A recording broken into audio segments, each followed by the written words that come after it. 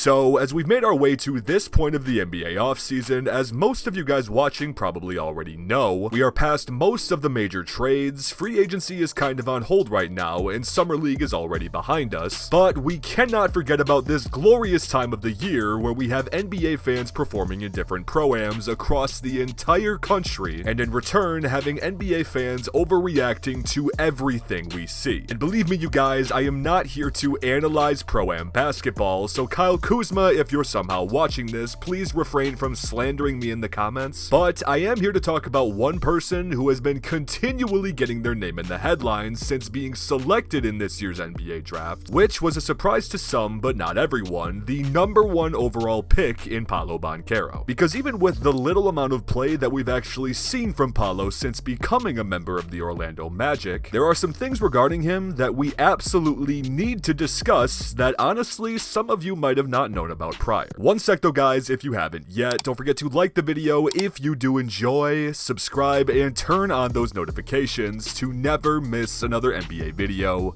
Love you guys. And also, if you enjoy these style of videos, be sure to check out my second channel as well, where we're starting to do NBA simulations and what-if style videos every single week. But anyway, let's get back on topic to Paolo Banchero, who I think for the most part was easily considered a top 3 prospect in this draft class by most NBA fans, but as we already slightly hinted at in this video, it came as a surprise to many when he was actually selected number 1 overall in this draft by the Orlando Magic. And when we actually dive into this and compare Paolo Banchero to the other widely considered number 1 overall prospect in this draft class in Jabari Smith Jr., there were definitely different favoring points going in both players' directions as to who would be a better fit in each given situation. But after his name was called becoming a member of the Orlando Magic, most of their fans and the entire NBA world as well was dying of anticipation to see what he'd actually be able to do in the annual NBA Summer League. But, as I'm sure most of you can probably remember, the excitement was relatively short-lived after Paolo was shut down by the Magic just 2 games into Summer League. And I mean, for most of the players in Summer League, when they stop receiving playing time after just 2 games, it probably doesn't mean the best thing, but for Paolo, this just meant that the Orlando Magic had realized after just 2 games that Paolo had already proven he was so far above and beyond the rest of the competition level that they just didn't want to risk injury to him. And while his averages in these 2 games weren't necessarily groundbreaking by any means, as he averaged 20 points, 5 rebounds, and 6 assists per game, if you had actually watched him in these 2 performances and the small amount of playing time that he received, I would think you'd agree with most people in saying that he exceeded all of his expectations going into Summer League, and on top of this, very easily presented himself as the most NBA-ready prospect coming out of this year's draft class. Because whether you want to talk about the fact that he was physically bullying some of his one-on-one opponents, his footwork, his pure athleticism, his shooting ability, or even his playmaking ability that we need to dive into deeper as we go on in this video. But long story short, from what we've seen from Paolo since coming into the league, and some of you guys might be in this same boat, for a guy like myself who doesn't necessarily watch a ton of college basketball, it honestly had me wondering for a while how Paolo Banchero was not the consensus number 1 overall pick in many people's minds. And I should also mention that's not meant to be a shot whatsoever at Chet Holmgren or Jabari Smith Jr. I absolutely love those 2 as well, and I cannot wait to see what they can do at the top level, along with Paolo and so many other prospects coming into the league. But for a guy like Paolo who can do everything that he's showcased while sitting at a 6'10", 250-pound frame, to me at least, it just makes everything that we've seen that much more ridiculous. And I don't know if it's just me in saying this, but with the few times I did watch Paolo Banchero when he was at Duke, it didn't seem at least that he fit the frame he was listed at, and in fact there was skepticism when Paolo was coming into the league if these numbers were actually accurate. But after seeing him put his talents to work against NBA caliber talent, and on top of that, as we mentioned previously, him putting on an absolute show in Jamal Crawford's Pro-Am, which again I'm not overreacting to, but it was very entertaining to watch. While the Pro-Am 50 burger means absolutely nothing and there is absolutely no defense played, Seeing that alongside what we saw in Summer League is just showing to be that much more promising for Orlando Magic fans. But aside from his actual size, which is just going to emphasize how much better he will be in every aspect of his game, the best and most impressive part of Paolo's game that I've seen so far has easily been both his court vision and his playmaking abilities. Because again, to touch base back on his college days, you can see in his one season at Duke, he only averaged a little more than 3 assists per game. So for anyone who strictly looks at the numbers with a prospect like this, it's easy to see that he will be able to get a bucket and of course rebound the ball for your team. And again, I know we're going to have to wait and see if what we've seen in his playmaking is going to be able to translate to the actual NBA level, but from the small amount that we have seen from both a scoring and playmaking aspect, I think it'd be difficult to find another player you trust more in this draft class to lead an offense than what we have seen thus far out of Paolo Banchero. And you guys, believe me, I know it's become a meme at this point on this channel, and I know this comment is going to make it to this video as well, stating that it's just Summer League and that it's just a pro-am and there's nothing too serious that can be taken out of everything that's been seen. But I mean, I'm assuming some of you guys are in the same boat as me. I'm a basketball junkie and it's so exciting to see these guys getting some reps and thinking about what they're going to be able to do at the highest stage. But if there is one serious note that can be taken away from both the Summer League and Pro-Am play we have seen from Paolo, is that it's clear as day he possesses an absurd amount of skills and assets to his game that we have been continually talking about in this video, and they've definitely been assuring to see, but the question remains that time will only tell is will all of them transition into the big stage. To be honest, when looking at most of the top rookie situations, I think we're going to get an answer to these questions for Paolo Banchero in specific a lot quicker than most other rookies. Because, well, one, I do believe that he is one of, if not the most NBA ready prospect out of this class, and that he is going to exceed most of his expectations. But also, I mean, when you just take a look at this Orlando Magic team and how it's assembled right now, if Paolo can do everything the Magic are expecting of him, he will essentially be given the keys to the castle right out of the gate. Because this team has so many young studs that people generally don't even bat an eye to in guys like Cole Anthony, Franz Wagner, Wendell Carter Jr, and Jalen Suggs, who, may I remind you, are all still 23 years old or younger, is a case where we shouldn't see a situation of Paolo Banchero's potential possibly being held back. But also, I mean, it's a pretty good blueprint setup for a potential contender in the coming years, and I can confidently tell you absolutely no one is even considering right now, and could be a pretty big surprise if Paolo Banchero gets ahead of schedule. Nonetheless though guys, this is really the first time on my channel where we've dove into and discussed Paolo Banchero a little bit, which is why I was so excited to make this video. But of course, I am also extremely curious to hear what you all have to think about him as well. So please let me know in the comments if you've watched Paolo Banchero thus far, what has impressed you the most out of what you've seen from him, and also what do you expect from him in his rookie season with the Orlando Magic. But again, you guys, if you haven't yet, don't forget to go down below and drop a like on the video if you did enjoy, and of course, subscribe while you're down there. Yes, we are in the most dull moment of the NBA season, but we're still coming out with brand new NBA videos every single week around here, so as I always say, you do not want to miss out. But also, I just wanted to say thank you so much to each and every one of you out there for watching. I appreciate you all more than anything, you all know this, and I will see you guys in the next video.